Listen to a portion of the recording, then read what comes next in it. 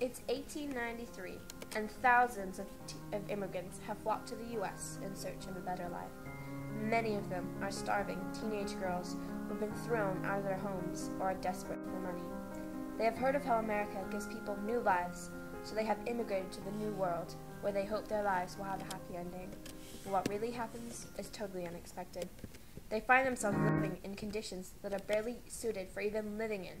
They have to work in factories or mills where every day they have the fear of losing a finger or an arm in the machinery.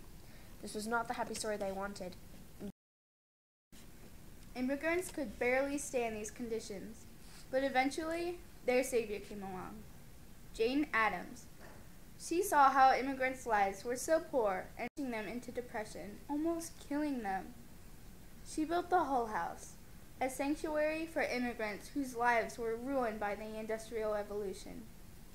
Inside the Hull House, the immigrants were given reasonable living quarters, an education, and a chance to live life to the fullest. Which we have now. Every day, new discoveries are made in medicine, science, and education. But have we progressed in the equality of humanity? We don't think so.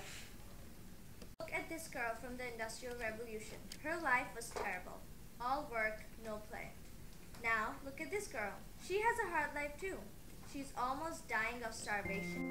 Most girls, by the age of 14, are working in crowded, hazardous factories where HIV living is a life of poverty and discrimination. Separated from family and are poor. Unwanted and abused. Prostitutes. Forced to get married or having too many pregnancies. Selling her body to human trafficking. Devastated from how unfair their lives are. At risk of death. Desperate for change. But some people are helping these girls. The Nike Foundation, who created the Girl Effect, are working to make a change. They have helped donate over $100 million to help girls all over the world who live in dire situations. They have helped these girls and given them hope, just like Jane Addams did for immigrants in the Industrial Revolution.